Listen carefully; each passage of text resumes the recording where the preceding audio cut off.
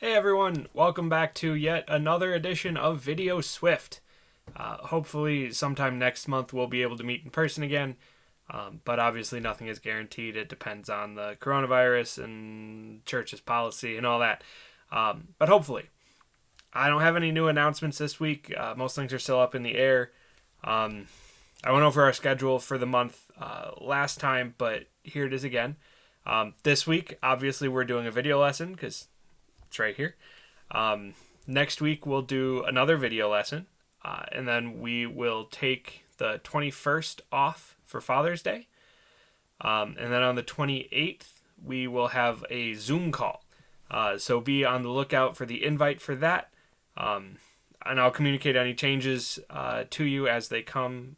I don't anticipate any changes from the schedule, but if there are any, I'll let you know. That's all the announcements I have. So without further ado, let's move on to the lesson for today. Now, as you know, if you've been watching our videos, we've been going through stories of Scripture. Either hitting on the stories that you don't know as well, or talking about some details of better known stories that aren't always talked about. The last couple of weeks, we talked about David, both before he was king, and then during his time as king. Today, we are going to look at what happened after David. So we're going to look at a couple of the next kings, and then we'll go all the way up into Israel going into exile.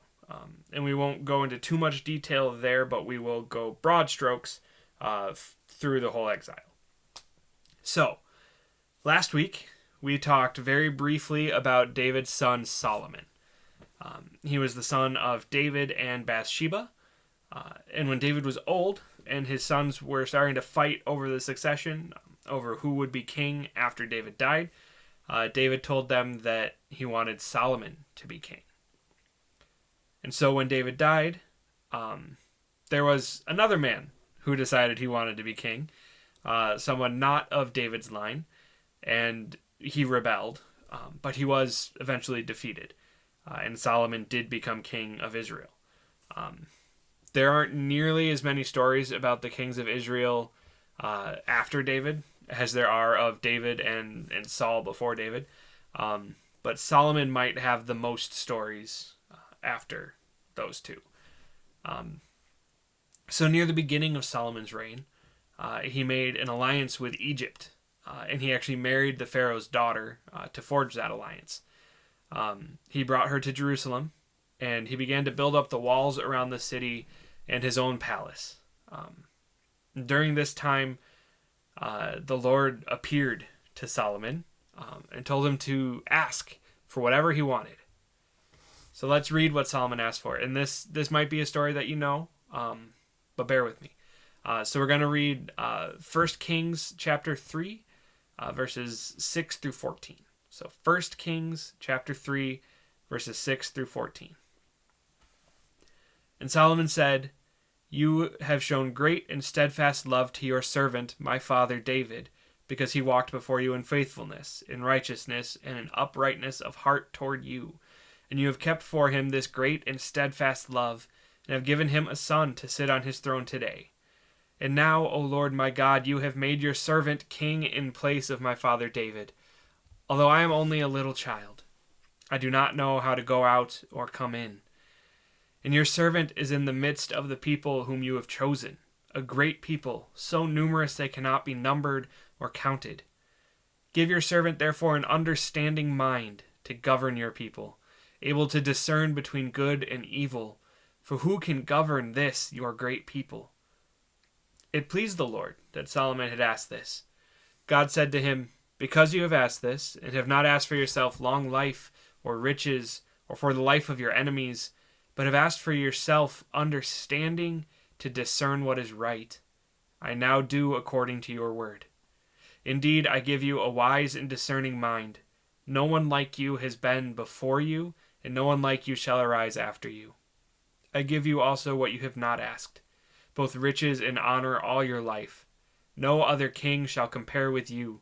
If you will walk in my ways, keeping my statutes and my commands as your father David walked, then I will lengthen your life." Now, a quick clarification. When Solomon says he was only a little child, he doesn't mean literally a little child. He means that he was still a young man and that he felt ill-equipped to lead the nation. At this point, he was probably in his early 20s. When he became king, he was probably between 20 and 25. And this was early in his reign, so he was in his early 20s. Now, God was impressed with Solomon's request for wisdom. Instead of asking for wealth or long life or vengeance on his enemies. So he gave him what he asked for, along with wealth and long life. Now the next section in 1 Kings recounts an example of Solomon's wisdom. And this is, again, possibly a story that you might have heard before. 2 women come to Solomon with a baby, and they are both claiming that the baby was theirs. Solomon said that, to be fair, he would cut the child in half, and each woman would get half of the baby.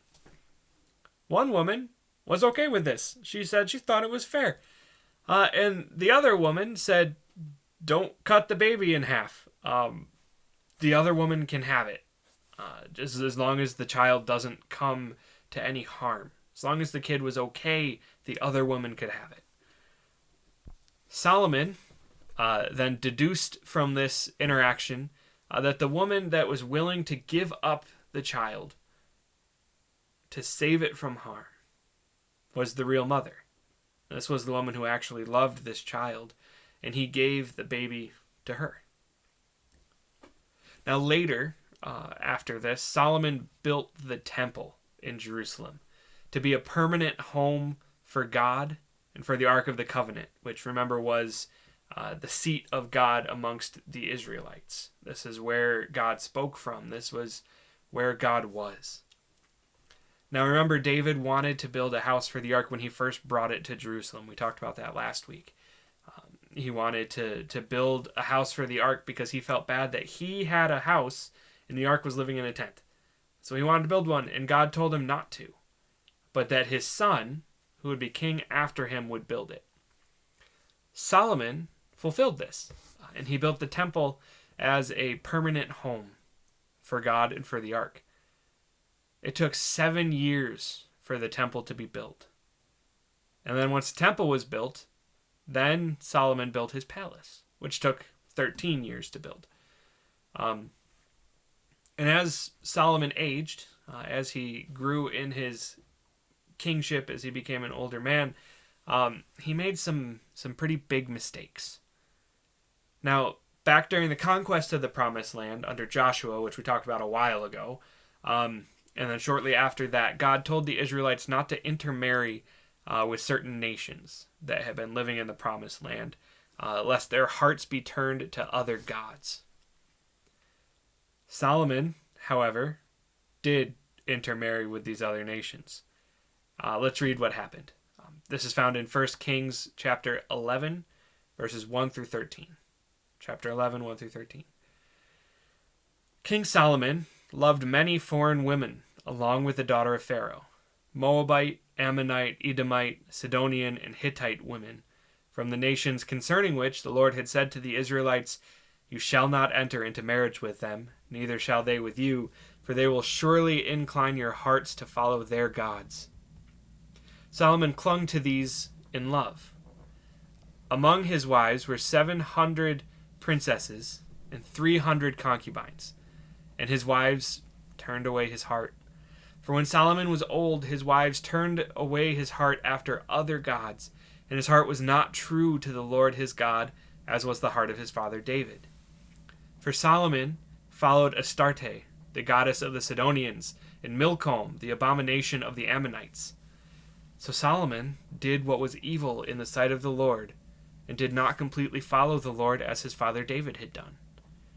Then Solomon built a high place for Chemosh, the abomination of Moab, and for Molech, the abomination of the Ammonites, on the mountain east of Jerusalem.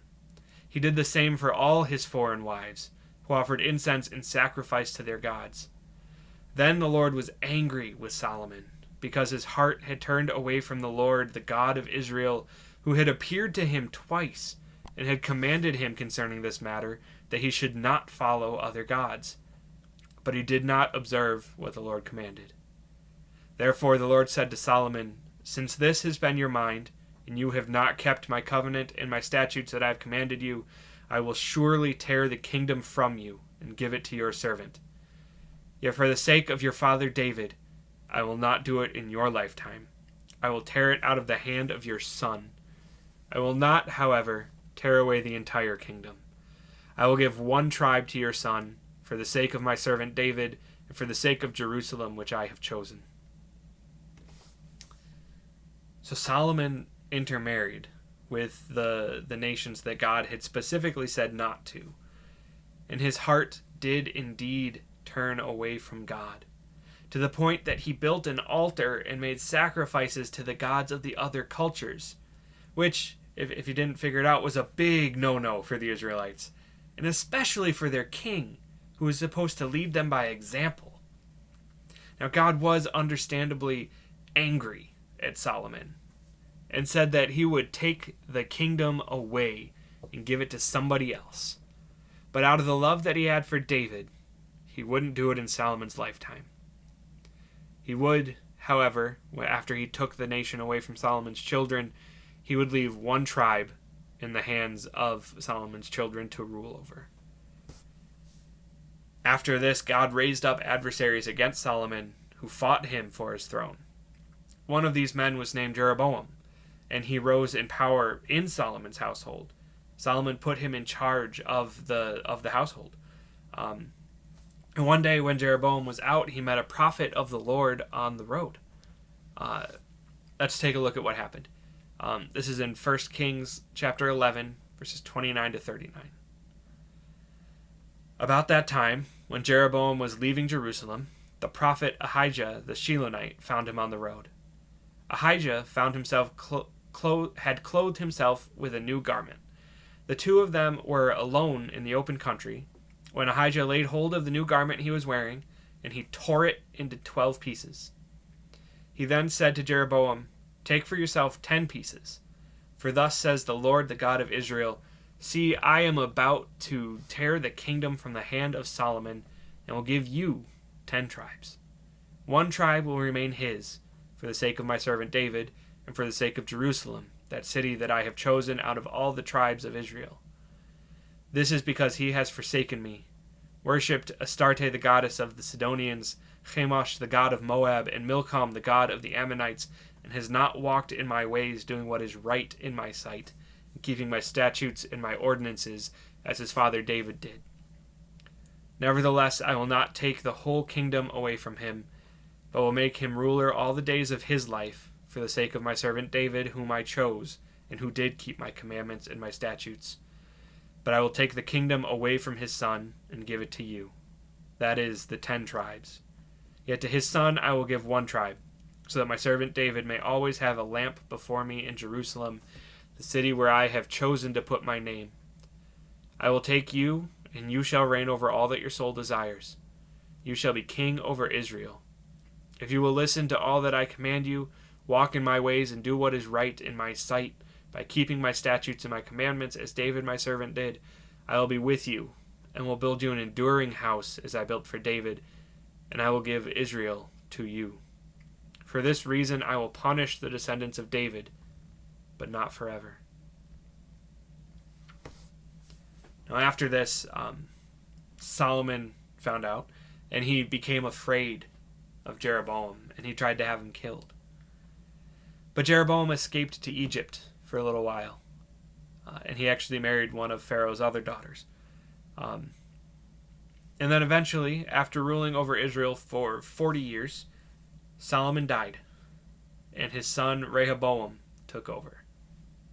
Now when Jeroboam heard that Solomon had died, he came back, and through various events that are recounted in 1 Kings, but that we won't go into here for time constraints, Jeroboam led Israel in rebellion to overthrow Rehoboam, the son of Solomon, and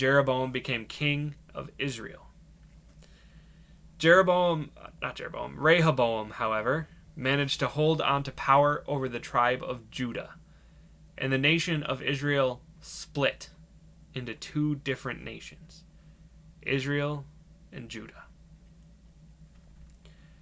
Jeroboam, however, turned out to not be a very good king.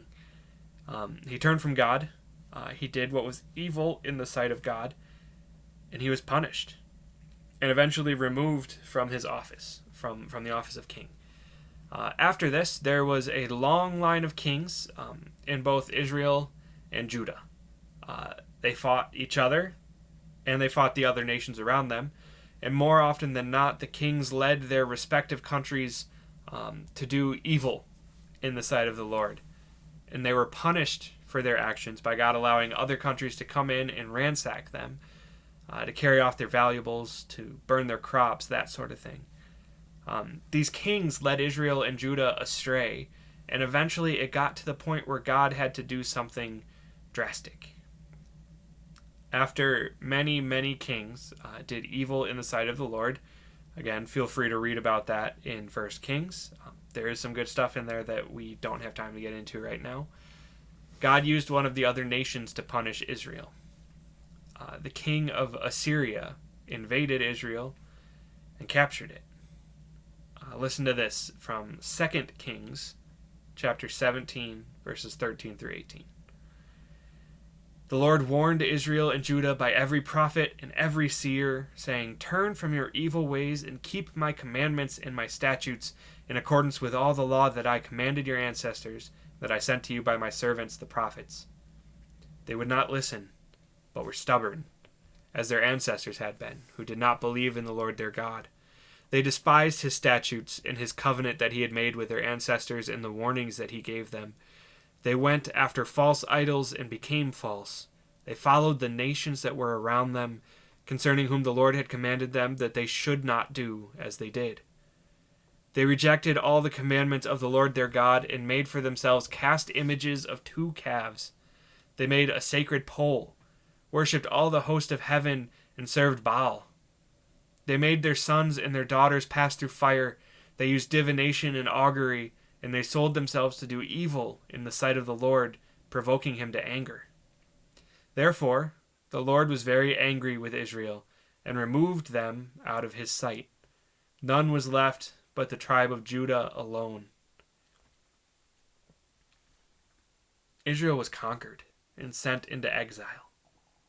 Judah was left in the promised land, and they continued to govern themselves for a while.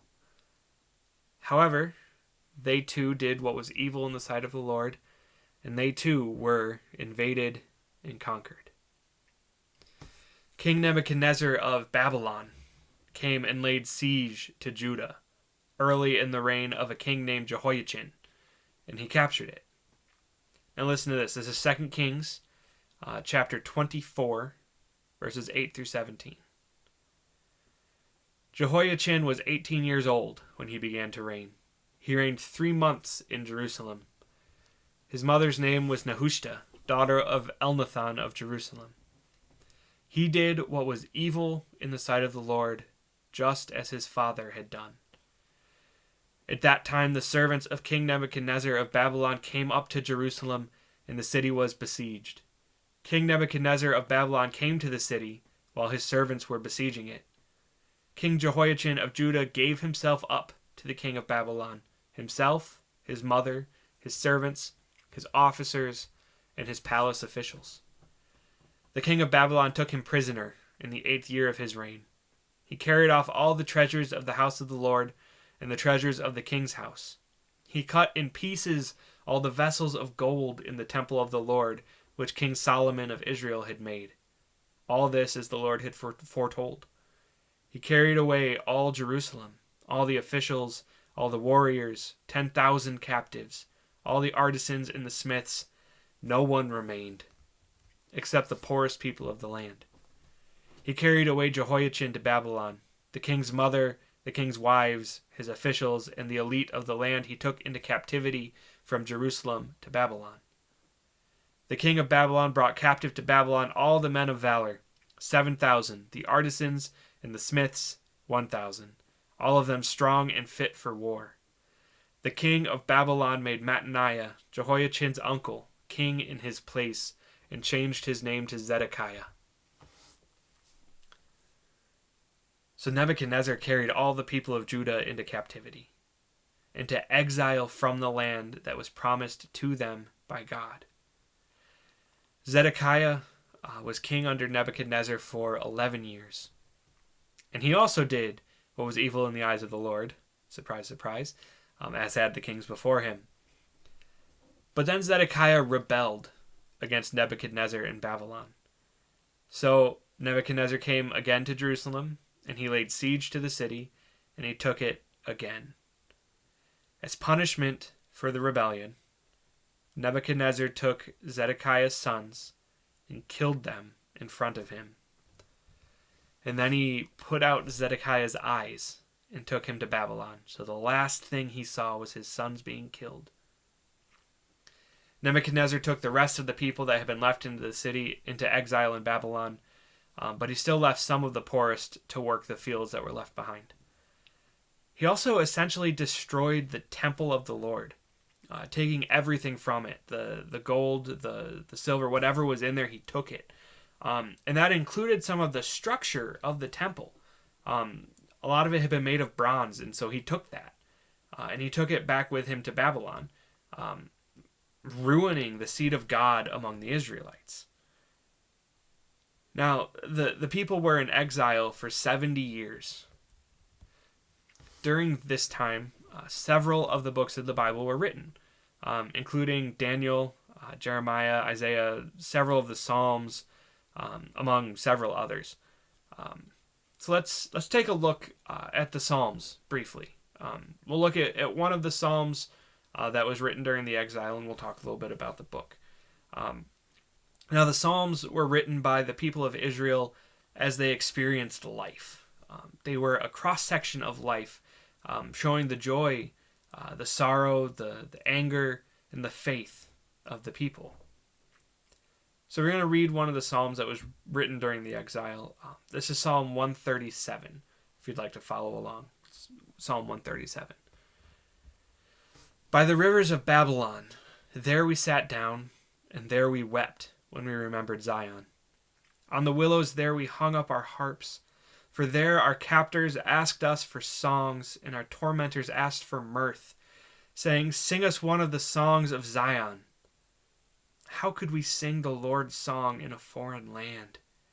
If I forget you, O Jerusalem, let my right hand wither. Let my tongue cling to the roof of my mouth if I do not remember you, if I do not set Jerusalem above my highest joy. Remember, O Lord, against the Edomites the day of Jerusalem's fall, how they said, tear it down, down to its foundations. O daughter Babylon, you devastator. Happy shall they be who pay you back what you have done to us. Happy shall they be who take your little ones and dash them against the rock. This psalm is angry.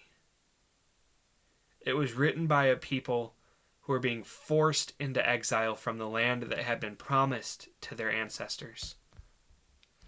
They were mad. They were upset that God would let them be thrown out of their land, out of the land that he had promised to them. And they were mad enough at the Babylonians to say, happy shall they be who take your little ones and dash them against the rock. Happy shall they be, or blessed shall they be, who take your babies and beat them on the rocks. That's a very violent image. And it being in the Bible is not condoning beating your enemy's babies on rocks. That's not what it's saying. This psalm it's a cross-section of Israelite life, right? This is what they were feeling. They were mad. They were upset. They were sorrowful. This is not a happy psalm because the Israelites were not happy. The Psalms are a cross-section of life in ancient Israel. And so when you read something like this psalm, you can see how angry they were, how upset they were that they had to leave the promised land that God had promised to them and go and live in Babylon, a nation that did not believe in what they did, a nation that had conquered them. So now Israel's in exile. And while the people were in exile, God did not abandon them. He still spoke through his prophets, and he still made promises to his people. One of the promises was to raise up a king for them from the line of David, which happened more immediately, but it's also a prophecy of the Messiah. Jesus was from the line of David, and he was a king that was raised up for all of us. God also denounced false prophets. These prophets were preaching a message that said to those who despise the word of the Lord, "It shall be well for you." And to all who stubbornly follow their own hearts, they say, "No calamity shall befall you." They were saying that it was okay to just do what you wanted and to ignore the word of the Lord, and that nothing bad would happen. It would be perfectly fine to despise the word of God, to do whatever your own heart desired. God denounced these false prophets through his real prophets. And that's something that we need to watch out for today, right? Our culture is all about getting what we want when we want it. It doesn't want us to focus on God's word or on loving our neighbor, but on ourselves and what we want. We need to be careful of those things, because that is not what God wants. Remember, the two greatest commandments, according to Jesus, are to love the Lord your God with all your heart, soul, mind, and strength. When Jesus said that, he was quoting from the Old Testament, from the Hebrew Scriptures. And the second is to love your neighbor as yourself. Jesus says that on these two commandments hang all the law and the prophets. These two commandments are the most important. And those are what we should be focusing on, right? Not on everything else that the culture throws at us. And that was what the ancient Israelites should have been focusing on, not what their false teachers were preaching. The Lord also told the people to make their homes in Babylon, to live their lives, not to put things on hold until they went back to their homeland. He told them to seek the welfare of the land where they were living. Now remember, they didn't want to be here. They didn't like being here. They were forced to be here. Now why would God tell them to seek the welfare of this land that wasn't the promised land? Well, it was because God put them there, right? They were to submit to God's will in correcting them from their ungodly ways.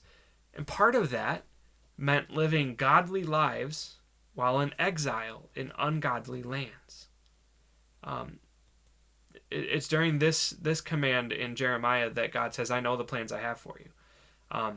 When he says this, that's a very famous verse, right? "For I know the plans I have for you, declares the Lord, plans to prosper you and not to harm you, plans to give you a hope and a future."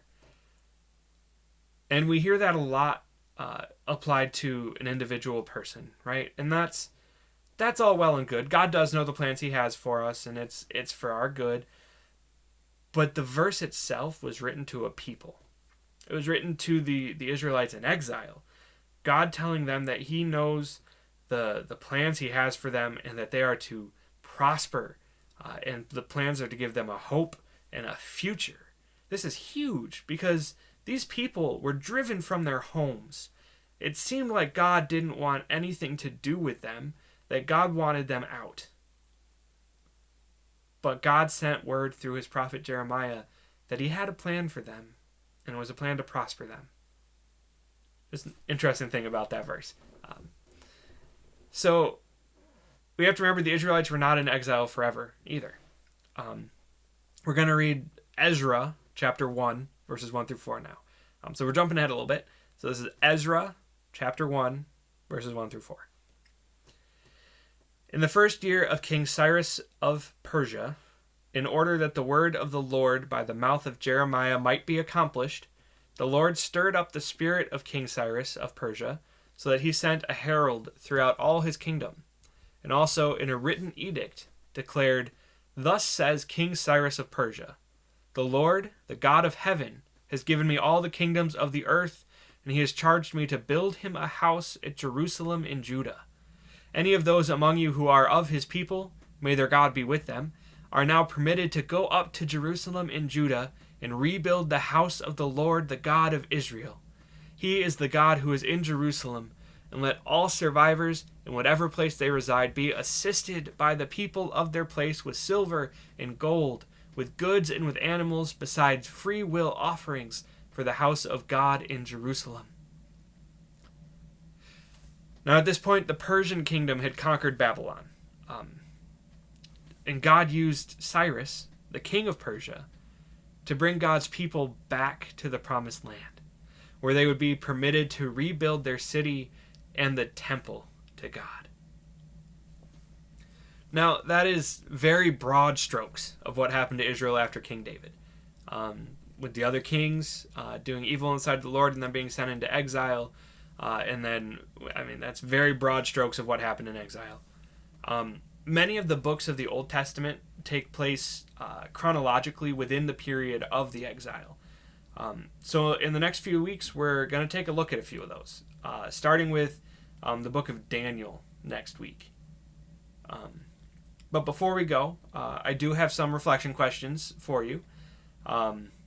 There will be quite a few of them, so again, they will be written in the description of this video. And as always, feel free to comment. Comment your thoughts or your questions, answers to the question I'm about to ask. Whatever you have, I would love to hear from you. Comment on the video. But here are the questions. One of the prophecies in Jeremiah blamed the shepherds of the people for leading them astray and sending them into exile.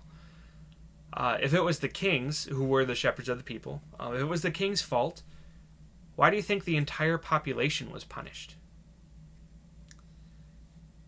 Because God punished the people, do you think the people felt abandoned by God? Why or why not? How do you feel when your parents punish you? Why do they punish you? It was during the exile that many of the prophecies of the Messiah were made. Why do you think that might be?